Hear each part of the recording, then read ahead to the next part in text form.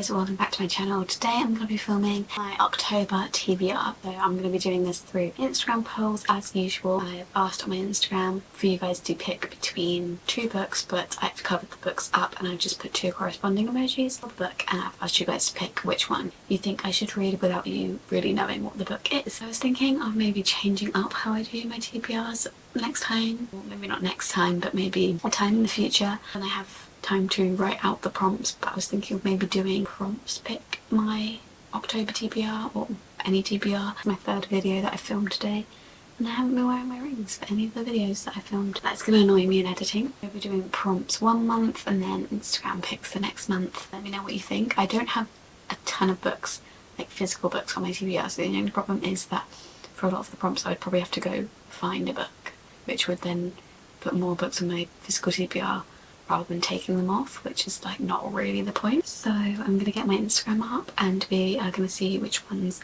have won. I always forget how to find old stories. So the first ones I put up are actually two books that I don't physically have, so they're not technically on my physical TBR, but they are books that I know I want to get to. So I put a leg and a pregnant woman, and then I put a cross and like one of those action film things. The leg and the pregnant woman is out on a limb. Obviously the leg's the limb, and then I think that the book is basically centred around a one night stand, and then she gets pregnant from the one night stand and then them trying to figure that out. So I really wanted to read that book. I think the cover is very autumnal vibes. I am definitely wanting to get back into my romances. I've heard really great things about this book. Cross and the action thing is nothing like the movies, which is the second book in Better Than the Movies. I think I gave Better Than the Movies like a 4-star, so not like my favourite book of all time, but I did really enjoy it. It's definitely one of those books that feels the most like an actual rom-com film, like a 2000 rom-com high school film, and I really enjoyed that. So I am excited to see where Nothing Like the Movies goes,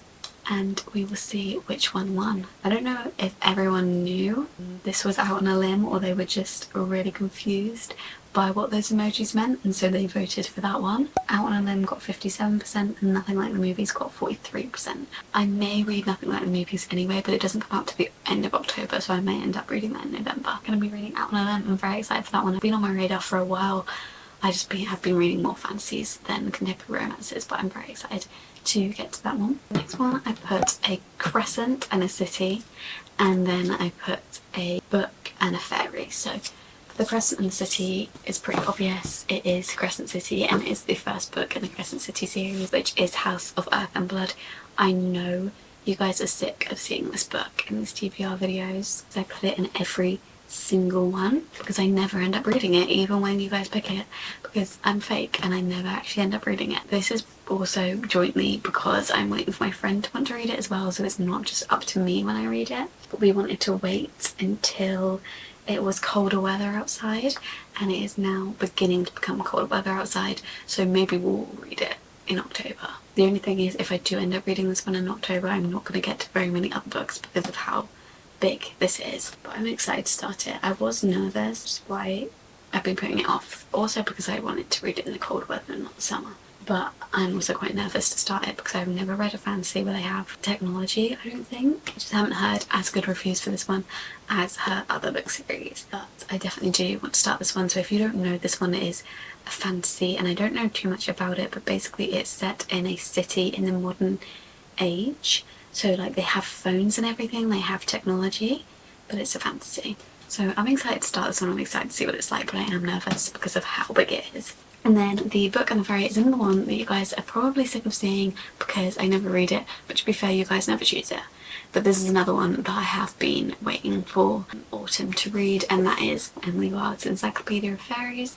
This one is a cozy fantasy, and I feel like cozy fantasies, they just have to be read in autumn. This can't be read in summer. I think it's like an academic book, so she goes and studies fairies. Yeah, she's a genius scholar and meticulous researcher who was writing the world's first encyclopedia of fairy lore. I don't know, it sounds cute, but I don't know if I'm gonna like it because I've never read a cozy fantasy. I'm used to more like higher stakes fantasy, so we'll see, but it sounds cute. I think if I go into it with the expectation that it's gonna be a cozy fantasy and it's not gonna have much going on in it, then I'll be fine. It's very, very, very, very close but Crescent City just won. So Crescent City got 51% and Emily Wilde's Encyclopedia got 49%.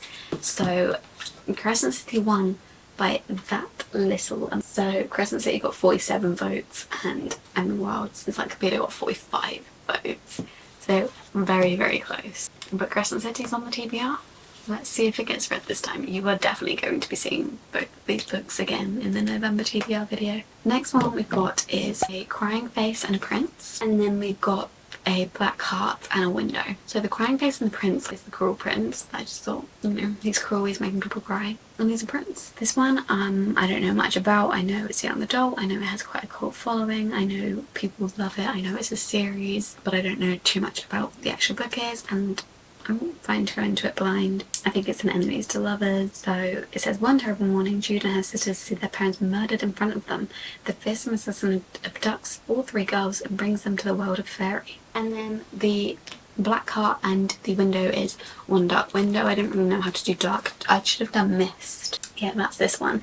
This one's more of a gothic fantasy. I don't think this one's young adult. I'm not sure. I don't really know too much about what it's about again. I don't usually read the back of books because I prefer going into them a little bit more blind, but for the sake of this video I'll try and say a little bit more about them. Elspeth Spindle needs more than luck to stay safe in the eerie, mislocked kingdom of Blunder. She needs a monster. She calls him the Nightmare, an ancient, mercurial spirit trapped in her head. He protects her, he keeps her secret, but nothing comes for free, especially magic. When Elspeth meets a mysterious highwayman on the forest road, she's thrust into a world of shadow and deception.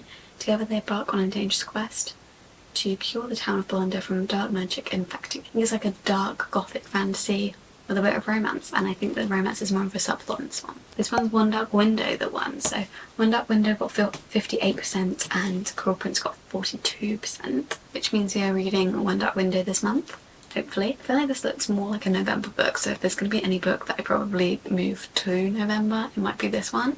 But if I can't get through all the books, then I'll read this one. And the final two that I did was, I've just deleted the Instagram tab, Sand Timer and an Alarm Clock, and then a Little Hungry Guy and a gaming thing. Timer and the Alarm Clock was the Ministry of Time. I didn't really know what emojis to put because I'm not really too sure what it's about. I just know it's about time travel, so I just put two things related to time. Time travel with a bit of romance, and I don't really know too much what it's about, but I've heard great things about it. I'm excited to see what this one's about. And then the other one was the Hunger Games, Mockingjay, which is the third Hunger Game. Just a quick, fun, easy read to read in between longer books.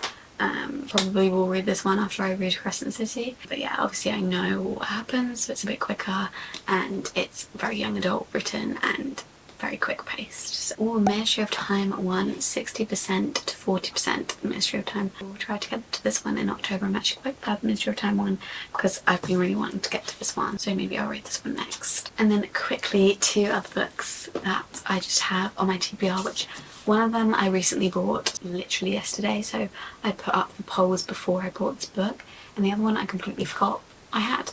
So that one's Vow of Thieves, which is the second one, and Dance of Thieves, which like I'm probably gonna read this month. So it might have to make way for another book. But yeah, I read Dance of Thieves recently, I really enjoyed it, and so I want to read this one while Dance of Thieves is still fresh in my mind. And then I also bought Rewitched, which is definitely going to be read in autumn because look, this is just an autumn book. I used to watch the author on YouTube, and so I was interested to see how her book was. And also once I saw the Spirit pages, I was not going out of that bookshop without this book because look at this. I've never seen such detailed sprayed edges on a book in my life, so I picked her up as well, and she just looks like a cosy autumn book. And then I also bought this version of Emma by Jane Austen, so I will probably read this at some point, maybe not this month, but in the next few months, because this is just the cutest edition I've ever seen, and I've never read it before, but I was like, this would look so cute, like on a coffee table, or just like, I just have it displayed behind me at the moment. This is not what my room looks like normally. This is how I put the books in my room when I film videos, so they they look a little bit better, but this is not how my room is set out normally, but I leave this book out on display. It would look just so cute on a coffee table, like when I move out and have my own house. So I bought it, and I do actually want to read it. And that is the end of the video. That is every book that I'm going to try and get to in October. It's not going to happen because I work a 9 to 5. I do not have enough time to read all these books. These are the ones that I'm going to be reaching for and the ones that are going to be on my radar to read. Thank you very much if you participate in the polls. If you want to participate in future polls, then you can follow my Instagram at _libraryofeden, and my TikTok is also the same at _libraryofeden. And give this video a thumbs up if you enjoyed it. Comment down below any books that you're going to get to in October, or if you've read any of these books. Yeah, subscribe, turn post notifications on so you're notified every time I upload, and then you'll be able to be notified when I post a video reviewing some of these books if you're interested in what I think of them. I'll see you in another video very, very soon. Bye!